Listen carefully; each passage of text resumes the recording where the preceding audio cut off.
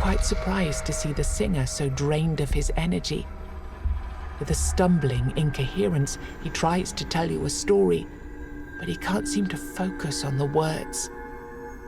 Oh, I remember there was a battle. A big one. I played there. But those damned Avalonians are clearly insensitive to art.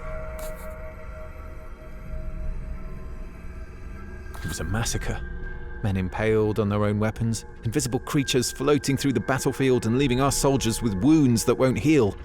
The story stops as abruptly as it started. It's as if he were possessed by a ghost that suddenly left. You can't bring Honir back. He explains that his brother was on his way to join Arthur's armies on the battlefield. He went on the road with the supply wagons, and Bragi was looking for him among the corpses for days on end. There's not much you can do to help the singer, but you promise that you'll at least look out for his brother on your travels.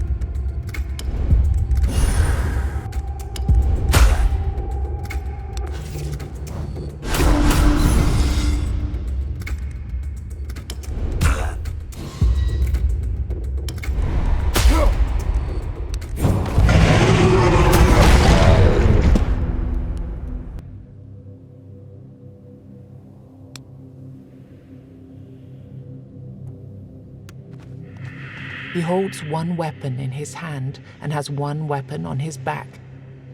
This strikes you as a bit excessive, unless he's a traveling weaponsmith. The blood covering his leather jerkin is not his own. It seems he can take care of himself. Before you get any stupid ideas, I used to be a master-at-arms at Halfway. Trained many young warriors there. If you've gold to spare, I could teach you a thing or two.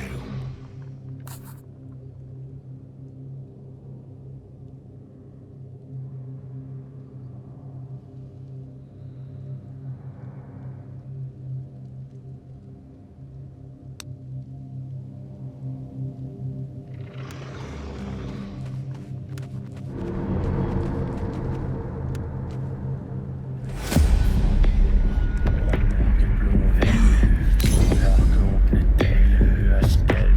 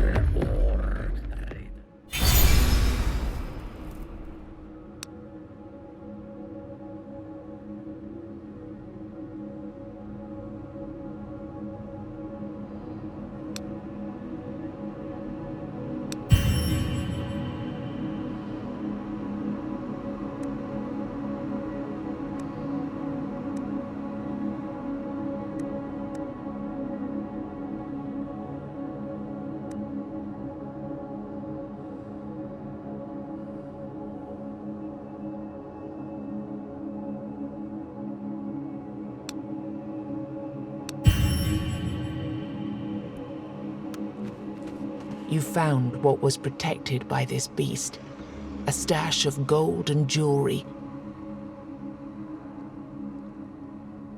When you filled your pockets up to the brim with gold, 3 ethereal chests materialize in front of you.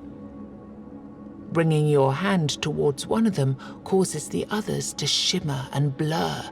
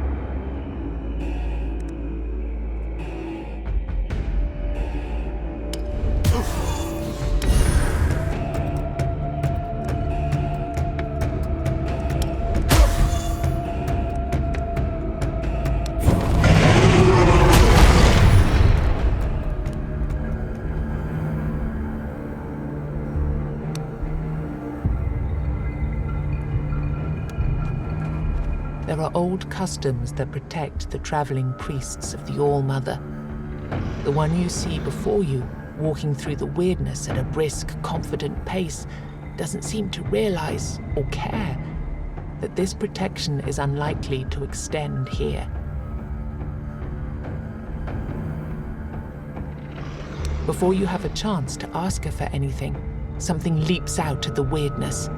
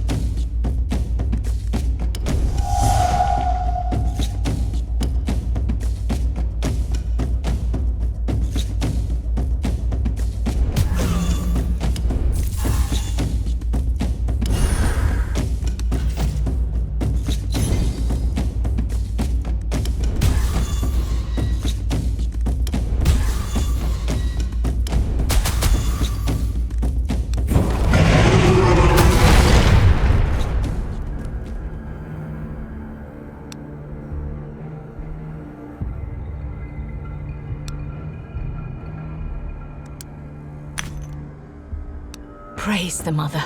I'm glad you're here. I want to settle this once and for all. If All-Mother is still with us, she will protect me. If not, I'd rather die anyway. Now let me be on my way and you go on yours. With my blessing. Reluctantly, she reveals that she went into the weirdness of her own free will. Ever since we landed on Avalon, I've seen so much evil. Men killing each other for a slice of bread. Parents drowning their children so that their cries don't draw a weird spawn. It's so hard to believe the Mother still watches over us.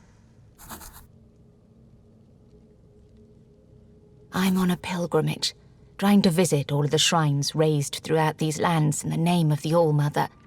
You realize that with the world being in constant flux, stuck between various times and realities, her pilgrimage will probably never end.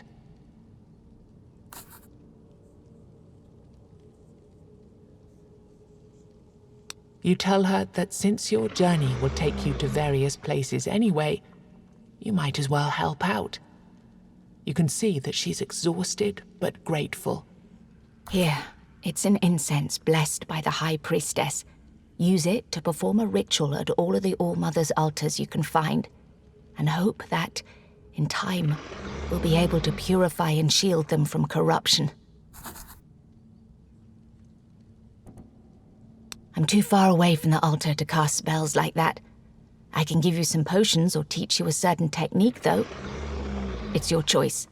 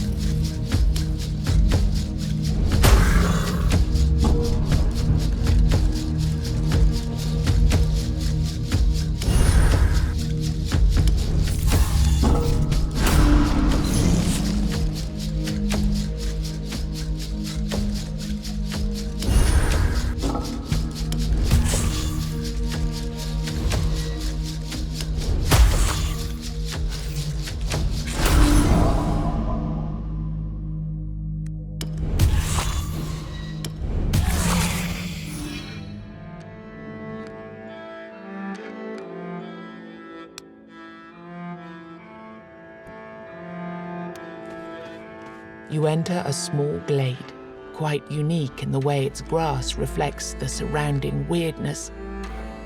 You see dozens of jars overflowing with a strange liquid. They're filled with a variety of different monstrous body parts. Then you notice a woman who is taking pieces out of some of the jars and placing them into others. You get really close before she raises her head. Oh, I'm terribly sorry. I didn't notice you approach. She points at her face. You realize that one of the young woman's eyes is made of glass. Glass? A rare material, especially in this world ravaged by war. Sight-related issues. She chuckles nervously and takes an enormous hand out of one of the jars. She starts scratching her head. Welcome to my dominion, the Altar of Knowledge, as I call it, as this is the place where knowledge is born. Many of my potions are still in development, I admit, but I think I could give you a very special potion in exchange for the most valuable component you could provide me with. Gold, of course.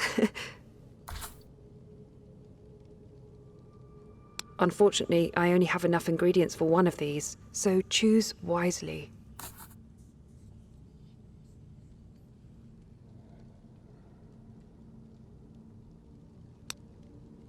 Well, I'm a scholar in training. I've devoted my life to two things: gathering knowledge and performing experiments. But when I think about it, it's one and the same thing. Experiments help in expanding my... I apologize. I tend to spiral within my thoughts when I'm hungry. I think I haven't eaten for a week now. She continues like that for a while before she catches your gaze. Master Iron always took care of such things. He remembered about food and other earthly things, but he disappeared. She considers your offer. But will I be able to continue my research? Back home, people weren't very keen about my approach to science. You nod, hoping that you won't regret this decision. Then show me the way.